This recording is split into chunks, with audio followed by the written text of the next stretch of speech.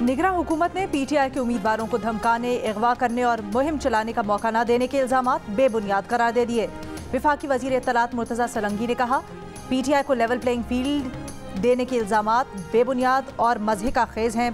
PTI के जिन उम्मीदवारों और कारकुनों को गिरफ्तार किया गया है वो 9 मई के वाक़यात और दीगर मुजरिमाना सरगर्मियों में मुलव्विस हैं।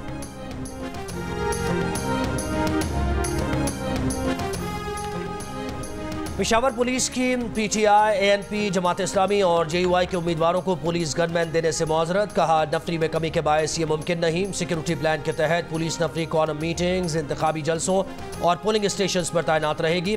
पेशावर पुलिस को सिक्योरिटी के लिए पीटीआई के तैमूर सलीम झगड़ा, अरबाब शेर अलीम, जमात इस्लामी उम्मीदवार साबिर हुसैन आवान, साबिक सूबाई स्पीकर करामतुल्लाह और दीगर उम्मीदवारों ने दरखास्तें दी थी।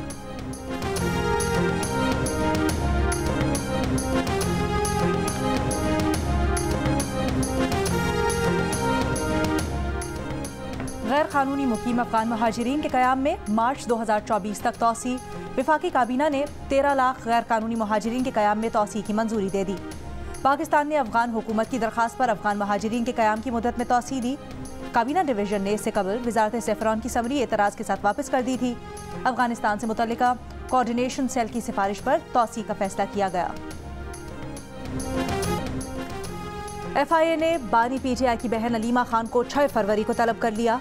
इंसदादे दहशतगर्दी विंग में पेश होने का नोटिस जारी। अलीमा खान पर इल्ज़ाम है कि उन्होंने मुख्तलिफ रियासती इदारों को बदनाम करने और फौज और अवाम को तकसीम करने की साजिश की। इंक्वायरी वजारत दाखिला के सेक्शन ऑफिसर की शिकायत पर दर्ज की गई। न्यू कराची में पीपल्स पार्टी और MQM के कारकुनों के झगड़े में बच्चे गोलियों की जद में आ गए। एक बच्चे अब्दुर्रहमान की हालत तशवीशनाक। अस्पताल इंतजामिया का कहना है कि गोली बच्चे के सर में लगी। CT स्कैन कराया जा रहा है। गुज़श्ता रोज़ पोस्टर फाड़ने पर सियासी जमातों में तसादुम में 2 बच्चों समेत 3 अफराद जख्मी हुए थे। वाक़े का मुकदमा पीपल्स पार्टी के कारकुन की मुद्दत में दर्ज। 34 मुश्तबा अफराद को हिरासत में लिया गया। मुकदमे में नामजद तमाम अफराद मफरूर।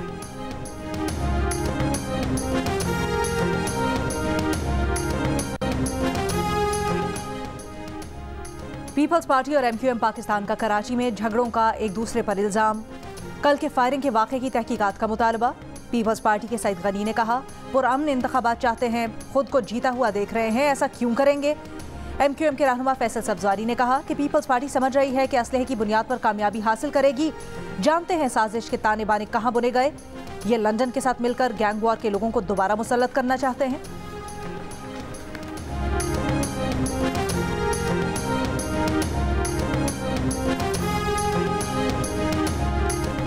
रावलपिंडी की इंसदादे दहशतगर्दी अदालत में बानी पीटीआई और शेख रशीद के खिलाफ 9 मई के मुकदमात में साबिक स्पीकर पंजाब असम्बली वासिक क़य्यूम, साबिक रुकन कौमी असम्बली सदाकत अब्बासी, उमर तनवीर भट्ट वादा मुआफ़ गवाह बन गए। अदालत ने बयान रिकॉर्ड करा दिया। क्या 9 मई की प्लानिंग शेख रशीद, राजा बशारत, राशिद शफीक, एजाज खान, राशिद हफीज़ और बानी पीटीआई की इमा पर की गई।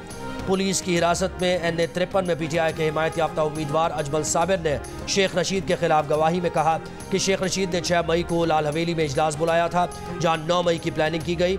अदालत ने बानी पीटीआई, शेख रशीद और राशिद शफीक को 6 फरवरी को तलब कर लिया।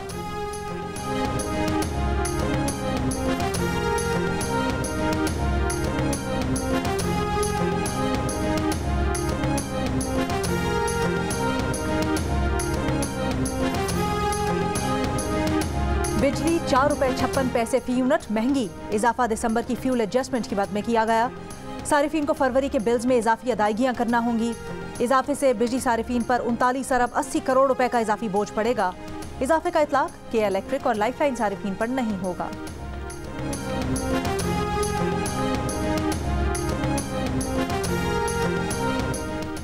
करोड़ों परचून फरोशों को टैक्स नेट में लाने के लिए ताजिर दोस्त मोबाइल ऐप की मंजूरी। ऐप माहाना टैक्स की अदायगी का खुद ब खुद हिसाब लगाएगी, रिकॉर्ड रखेगी और दुकानदार को अदायगी करने में सहूलत फराहम करेगी। दुकान के सालाना किराए का 10% तक टैक्स लगेगा।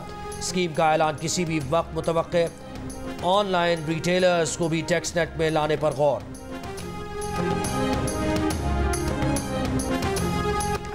हक़ाइक़ और कानून के खिलाफ फैसला देने वाले जज के लिए कोई रियायत नहीं होनी चाहिए। जज को सही फैसले तक पहुँचने के लिए इख्तियारात और उसके इस्तेमाल का इल्म होना चाहिए।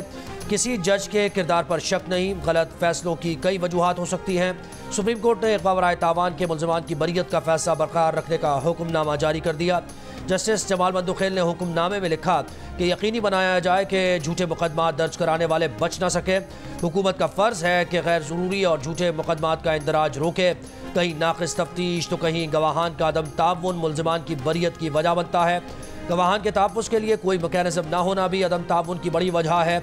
मौजूदा मुकदमे में मुल्ज़िमान 7 साल जेल में रहे, बरी तो हो गए लेकिन बर वक्त इंसाफ ना मिला। मुल्ज़िमान के 7 साल और कानूनी चाराजोई पर हुए अखराजात के मदावे का तरीक़ाकार मौजूद ही नहीं।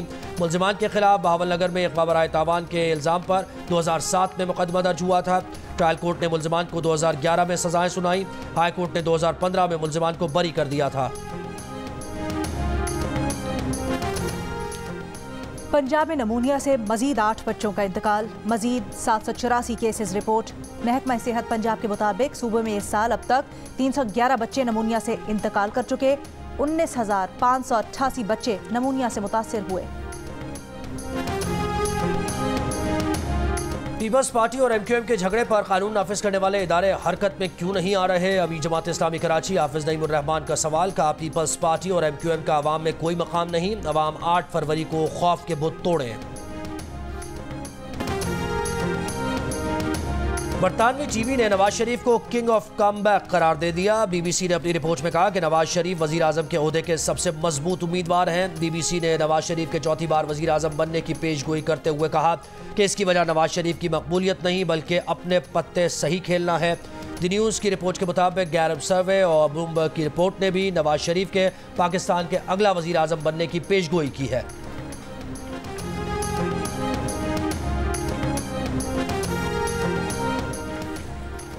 मुस्लिम लीग नून की साबिक MNA आयशा रजब का इस्तेहकाम पाकिस्तान पार्टी में शमूलियत का ऐलान।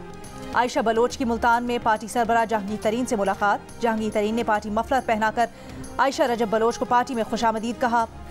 आयशा रजब बलोच की तांदलियावाला में IPP रहनुमा हुमायूं अख्तर खान की भी हिमायत का ऐलान।